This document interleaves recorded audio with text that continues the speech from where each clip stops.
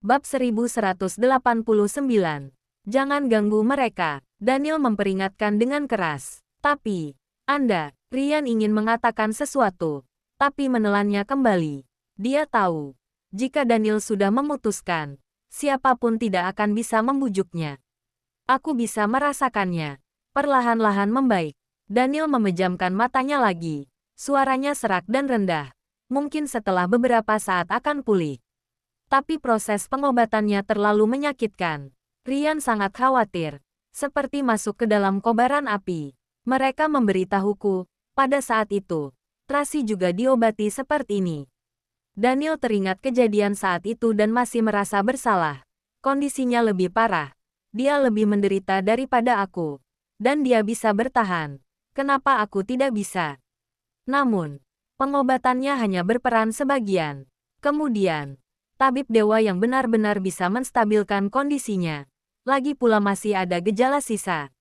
Sudahlah, Daniel menyela perkataan Ryan dan menutup matanya dengan lelah. Pergilah. Baik, Ryan tidak berani berkata-kata lagi. Menundukkan kepalanya dan melangkah mundur. Daniel berbaring di ranjang pasien sendirian. Seperti orang yang berjalan di tepi tebing antara hidup dan mati. Tapi dia punya keyakinan yang kuat di hatinya. Dia sangat percaya dirinya akan membaik. Selama dia bisa melewati masa ini, dia akan baik-baik saja. Ryan pergi mencari dokter yang mengobati Daniel untuk menanyakan situasinya. Dokter berkata dengan tegas, seperti yang saya katakan sebelumnya. Pengobatan kami hanya bisa menyelamatkan nyawa Tuan Daniel dan kami sulit menjamin bagaimana hidupnya kelak. Begitu juga dengan Nona Tracy pada waktu itu. Setelah pengobatan kami berakhir, dia masih mengalami kejang setiap minggu. Itu sangat menyakitkan. Kemudian, Tuan L mengundang tabib dewa, membuatkan ramuan untuk menghilangkan rasa sakitnya. Tapi dengar-dengar Nona Tracy sekarang sedang menjalani pengobatan dari tabib Hansen, dan penyakit lamanya berangsur-angsur membaik. Aku sarankan kalian menghubungi tabib dewa atau tabib Hansen. Ryan tentu tahu bahwa saat ini yang bisa menyembuhkannya hanya mereka. Namun, tabib Hansen sedang mengobati Tracy dan Carla. Dan tabib dewa seperti hantu gentayangan. Orang-orang biasa tidak akan tahu keberadaannya. Thomas sudah mengutus orang untuk mencari ke berbagai tempat. Tapi sejauh ini masih belum ada kabar. Saat memikirkannya, Thomas buru-buru menelepon Ryan. Halo, apa sudah ada kabar tentang tabib dewa? Belum. Tapi, Thomas ragu-ragu. Apa yang terjadi? Katakan. Ryan bertanya dengan cemas. Hubungan Nona Tracy dengan Duke semakin erat. Thomas memberitahu Ryan kejadian di kebun anggur hari ini. Lalu mengirim video. Lihat saja sendiri. Mereka berdua berlindung dari hujan di rumah kayu kecil. Saat Nyonya Besar Louis masuk, pakaian mereka berdua acak-acakan. Kebetulan mini kamera kita menangkapnya. Kenapa bisa secepat ini? Ryan kesal dan cemas.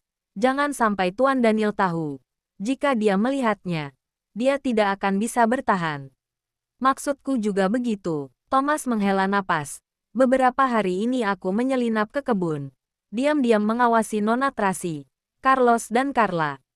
Tapi, aku menemukan bahwa di sisi Nona Tracy masih ada 3 anak lagi. Berusia sekitar 2 tahun. Hah, Ryan sangat bingung. Anak siapa? Raut wajahnya tidak berbeda jauh dengan Carlos dan Carla. Mereka terlihat berharisma. Mungkin anak L. Sepertinya L benar-benar sedang mengalami masalah besar. Kalau tidak, dia tidak akan menyerahkan anaknya pada Nona Tracy dan memintanya membawa mereka ke Prancis. Iya, sekarang negara Emron telah memblokir informasi. Kita tidak bisa memeriksa keadaan L. Tapi menurutku, jika sesuatu terjadi padanya, keluarga Louis belum tentu akan bersikap sebaik sebelumnya pada Nona Tracy. Duke Louis adalah pria yang baik, tapi Tuan dan Nyonya Besar Louis. Bab 1190. Benar, sekarang Nyonya Besar Louis menggunakan berbagai cara untuk mendekatkan hubungan Duke dengan Nona Tracy. Kejadian hari ini juga merupakan trik rahasianya. Kamu mencari cara untuk memberitahu Nona Tracy. Kamu kira Nona Tracy tidak tahu. Nona Tracy yang sekarang tidak bodoh. Benar juga.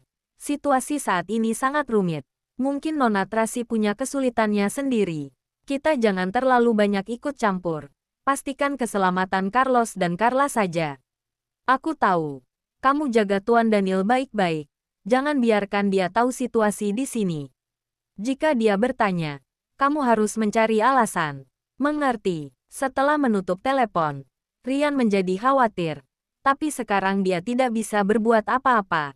Hanya bisa menjaga Daniel. Menunggu keajaiban terjadi dan berharap Daniel bisa segera sembuh. Taman Bordeaux. Hari ini hujan dan cuaca menjadi lebih dingin. Hujan tadi malam belum berhenti sampai sekarang dan taman di luar tergenang air. Tracy mengajak anak-anak ke perpustakaan untuk menghabiskan waktu luang di pagi hari. Carlos membaca dengan tenang. Carla bercerita pada 3 anak kecil. Tracy duduk di sofa sambil membaca buku. Sesekali menatap anak-anak dengan senyum hangat di bibirnya. Terkadang bisa menenangkan diri, menghangatkan diri di rumah. Minum sesuatu dan membaca buku juga merupakan suatu kebahagiaan. Terdengar suara yang familiar. Maggie masuk bersama pelayannya. Pelayan mendorong 2 troli berisi semua jenis makanan ringan dan minuman yang lezat. Nyonya besar, kenapa Anda datang ke sini? Tracy berdiri untuk menyambutnya. Setelah tahu kalian sedang membaca buku di sini, saya membawakan makanan ringan. Nyonya besar Louis selalu tersenyum tenang dan santai. Anak-anak lihat, apa kalian menyukainya? Para pelayan meletakkan makanan ringan di atas meja satu persatu. Carla dan ketiga anak kecil segera berlari. Melihat dimsum yang lembut, membuat mereka sangat bahagia. Carlos tidak menanggapi, tapi tetap meletakkan buku di tangan dan menyapa dengan sopan. Terima kasih, Nyonya Besar Louis. Tracy berterima kasih dengan sopan. Keluarga sendiri. Kenapa sungkan? Maggie tersenyum. Anak-anak, nenek juga suka baca buku. Bolehkah nenek menemani kalian? Oke, anak-anak tidak peduli siapa yang menemani mereka. Terlebih lagi Nyonya Besar Louis selalu mencoba yang terbaik untuk membuat mereka senang setiap hari. Jadi anak-anak tidak takut padanya. Tracy, aku saja yang menemani anak-anak. Kamu temani Duke. Maggie memegang tangan Tracy sambil berkata dengan cemas. Hari ini flu-nya semakin parah dan agak demam. Aku baru saja melihatnya. Dia bersandar di sofa dengan linglung sambil memanggil namamu. Tadi pagi aku baru menemuinya dan sudah terlihat jauh lebih baik. Tapi sekarang semakin parah. Tracy sedikit bingung. Iya, demam juga. Maggie sangat sedih. Aku akan menemuinya. Tracy menoleh dan memberitahu anak-anak. Kalian jangan nakal ya, sayangku. Baca saja di sini dan jangan lari sembarangan. Mengerti? Mengerti. Carla dan ketiga anak kecil lainnya menjawab serempak. Carlos. Tracy hendak berbicara dengan Carlos. Tapi Carlos sudah berkata, Mami, setelah aku selesai baca buku ini, aku akan segera kembali ke kamar dan mengikuti kelas online. Bagus. Tracy mengusap kepala kecilnya, lalu mengedipkan mata pada Naomi. Awasi anak-anak. Baik, Naomi menundukkan kepalanya. Tracy pergi bersama Paula dan 2 pengawal wanita lainnya, sedangkan yang lainnya tetap di sana. Naomi biasanya lebih waspada daripada Paula, jadi Tracy memintanya untuk tetap melindungi anak-anak. Tracy tiba di kamar Duke, mengetuk pintu, lalu masuk. Kebetulan melihat Tamara sedang menyuapi Duke obat. Kakak demam, jangan sampai tidak minum obat. Ayo minum obat ini. Aku minum sendiri. Duke mendorong tangan Tamara menjauh. Pada saat bersamaan, Tracy mendorong pintu dan berjalan masuk. Saat melihat Tracy, Duke menjadi semakin gugup dan kehilangan kendali, hingga mendorong Tamara ke lantai. Dahi Tamara terbentur meja. Terdengar suara, duk. Bab 1191. Oh, Duke tercengang saat melihat kepala Tamara terbentur, lalu mengulurkan tangan untuk memapahnya. Maaf Tamara, aku tidak sengaja. Benar-benar perhatian, kata Paula mengejek. Duke sudah sebesar ini. Apa masih perlu disuapi obat? Paula selalu lugas, emosional dan mengatakan apapun yang terlintas dalam pikirannya. Kakak demam tinggi dan tubuhnya sangat lemah. Itu sebabnya aku menyuapinya minum obat. Tamara masih rendah hati dan sopan, mengabaikan luka di dahi, menundukkan kepalanya dan menjelaskan. Nona Tracy, Anda jangan salah paham. Tidak, tidak, Tracy tersenyum kecil. Apa dahimu baik-baik saja? Tidak apa-apa, tidak apa-apa. Tamara berkata dengan rendah hati sambil memegangi dahinya. Karena Nona Tracy sudah datang, aku pergi dulu. Dia menundukkan kepalanya, lalu melangkah mundur. Paula dan dua pelayan lainnya juga pergi. Hanya tersisa Duke dan Tracy di dalam kamar. Duke buru-buru menjelaskan. Tracy, tadi, apa kamu demam? Tracy memotongnya, mengulurkan tangan memegang dahi. Dan dahi benar-benar hangat. Kenapa? Kamu tidak minum obat? Minum. Duke mengangguk. Semalam, aku minum obat tradisional yang dibawakan oleh Dixon. Tadi pagi juga sudah minum. Setelah meminumnya, badanku masih terasa tidak enak. Jadi tadi Tamara membawakan obat lain. Jangan campur kedua obat itu.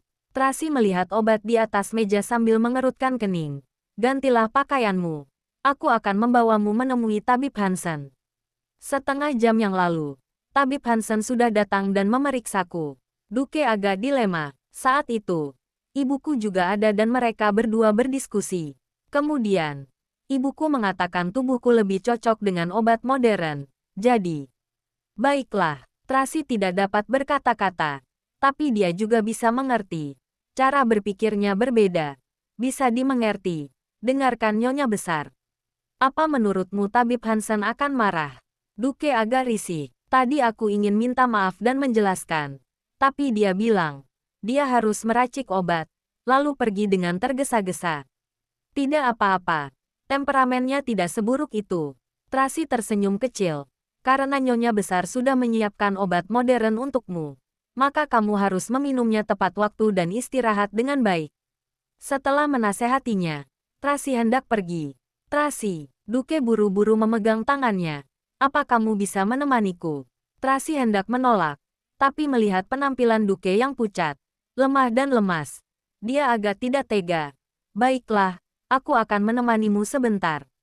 Oke, Duke sangat gembira. Cepatlah berbaring. Tracy memapahnya berbaring di sofa, menyelimutinya dan menuangkan segelas air untuknya. Tadi sudah minum obat, minum air yang banyak, lalu istirahat. Iya, Duke bersandar di bantal dengan lemah, lalu mengeluarkan ingusnya. Tubuhmu benar-benar. Tracy mengerutkan kening saat dia melihat penampilan yang lemah. Kamu harus sering olahraga. Aku sudah berolahraga. Sebenarnya aku jarang sakit. Kali ini entah kenapa. Duke menjelaskan. Tracy, bisakah kamu duduk di sini? Mendekatlah padaku. Tracy menahan amarah, mengambil buku, bersandar di sofa dan mulai membacanya.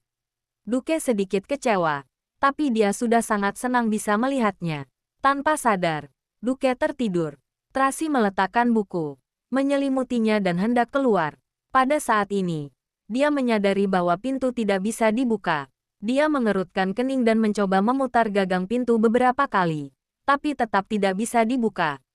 Tampaknya terkunci dari luar. Tracy benar-benar tidak bisa berkata-kata. Tapi dia tidak bersuara dan kembali duduk di sofa lanjut membaca buku. Setelah beberapa saat, terdengar suara Paula dari luar. Nona Tracy, apa Anda masih di dalam? Masih. Tracy menjawab. Buka pintunya. Aneh. Kenapa pintunya terkunci? Bab 1192.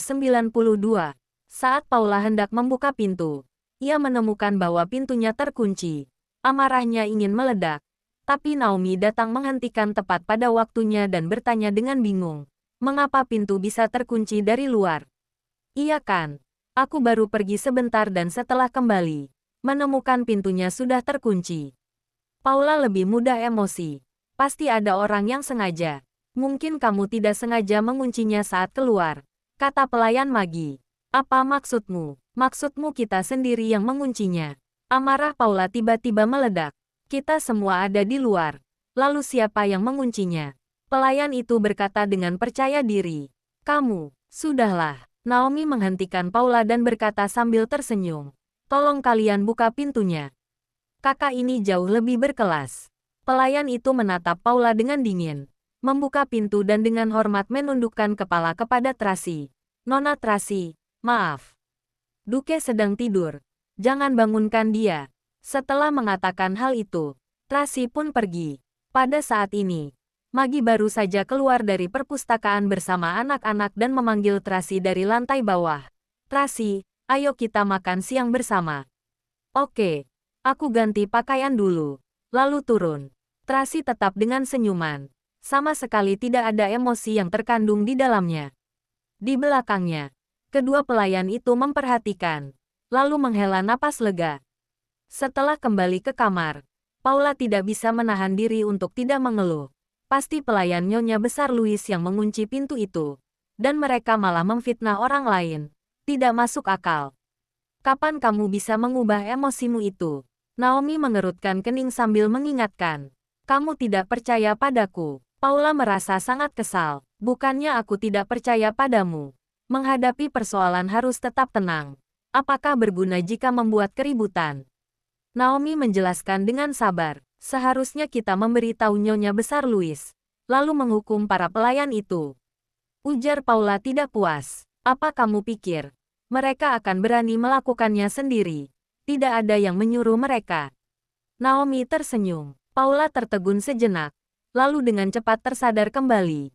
Maksudmu, Nyonya Besar Louis memerintahkan mereka untuk melakukan hal ini. Omong kosong. Dia meliriknya sekilas. Paula berputar untuk melihat Tracy dan menemukan dia sedang merapikan rambutnya dengan tenang. Paula bertanya, Nona Tracy, kenapa Nyonya Besar Louis melakukan ini? Tentu saja ingin mendekatkan hubungan Nona Tracy dengan Duke Loyus. Naomi menjelaskan, sudah terjadi lebih dari sekali. Dasar, Paula melampiaskan amarahnya. Hal semacam ini apa yang dia lakukan? Dia menganggap Nona Tracy sebagai apa? Naomi hanya terdiam sambil menatap Tracy dengan cemas. Sebenarnya dia juga merasa Tracy tidak perlu diperlakukan seperti ini. Keluarga Moore tidak membutuhkan perlindungan keluarga Louis. Mereka juga masih bisa melindungi anak-anak ini. Masih ada 20 hari lebih. Tenanglah. Tracy pergi ke ruang ganti. Ambilkan sepatu flat warna krem itu. Baik, Naomi mengambilkan sepatunya. Paula tidak tahu rencana Tracy. Meskipun hatinya masih tidak rela. Tapi dia hanya bisa mematuhi perintah. Segera, Tracy selesai berganti pakaian. Lalu turun dengan Paula dan Naomi. Maggie mengatur makan siang dengan mewah dan membantu anak-anak duduk di tempat duduk. Tamara juga memapah Duke turun untuk makan bersama. Duke menyipitkan mata sejenak. Kondisinya sudah lebih baik. Tapi dia tetap mengenakan masker karena takut menularkan pada anak-anak. Seluruh keluarga makan dengan gembira. Suasananya sangat harmonis. Anak-anak makan dengan sangat cepat. Lalu berteriak-teriak ingin main Lego. Tracy memerintahkan Paula untuk membawa mereka ke sana dan ketiga orang dewasa lanjut makan. Tracy, aku akan menjaga anak-anak. Setelah makan siang, kamu temani Duke saja, kata Maggie dengan ramah. Aku mengerti perasaan Nyonya Besar sebagai seorang ibu, tapi, Tracy berkata dengan santai sambil memotong steak, Duke bukanlah anak kecil yang perlu aku temani terus-menerus. Bab 1193. Mendengar kalimat ini, Maggie berhenti memotong steak dan membeku seketika. Tapi dia dengan cepat kembali seperti biasa dan berkata sambil tersenyum. Kalian akan segera menikah. Seharusnya lebih sering berhubungan. Ya, Tracy mengangkat sudut bibirnya. Duke dan aku sudah berteman selama bertahun-tahun dan kami selalu berhubungan dekat. Benar-benar, Duke segera menyetujuinya. Ibu, Tracy dan aku. Benar apa? Maggie menyela ucapan Duke dan menghela napas dengan tidak senang. Maksudku tidak dekat dengan teman. Kamu sudah sebesar ini. Masih belum mengerti. Kata-kata ini sepertinya sedang mengajar Duke. Tapi sebenarnya ditunjukkan pada Tracy. Duke tercengang. Tidak tahu kenapa ibunya tiba-tiba memarahinya. Perasaan adalah sesuatu yang alami dan muncul dengan sendirinya. Tracy menjelaskan dengan tenang. Jika memaksakan bibit agar bertumbuh, malah akan menjadi bumerang. Tracy mengucapkan kata, memaksa bibit agar bertumbuh, dengan makna yang dalam. Maggie segera mengerti apa yang Tracy maksud. Dia kira dia sudah menjalankan rencana dengan sempurna. Tapi sebenarnya Tracy dari awal sudah mengetahui semua ini, hanya saja dia tidak mengungkapkannya. Nyonya Besar Louis. Tracy mengangkat gelasnya ke arah Maggie dengan senyum elegan berterima kasih. Maggie langsung menyesuaikan ekspresinya dan mengangkat gelasnya juga. Tracy, sebagai seorang ibu, aku hanya berharap kalian bisa berhubungan dengan baik. Bagaimanapun, pernikahan kalian berdua bukan hanya persoalan dua orang, tapi juga persoalan dua keluarga. Perkataan ini diam-diam menekan Tracy untuk mengingat tanggung jawabnya. Nyonya besar Louis. Tracy menyesap anggurnya. Lalu berkata sambil tersenyum. Kakakku sangat mendukung pernikahan ini.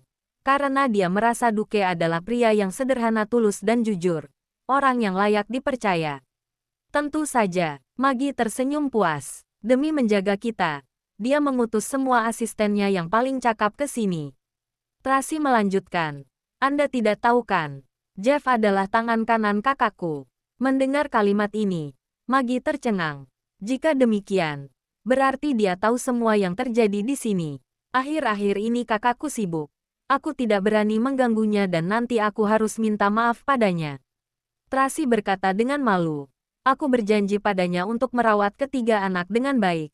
Lalu baru beberapa hari di sini, Tini malah hilang. Jika dia tahu, mungkin dia akan marah. Ini, aku juga bertanggung jawab atas masalah ini.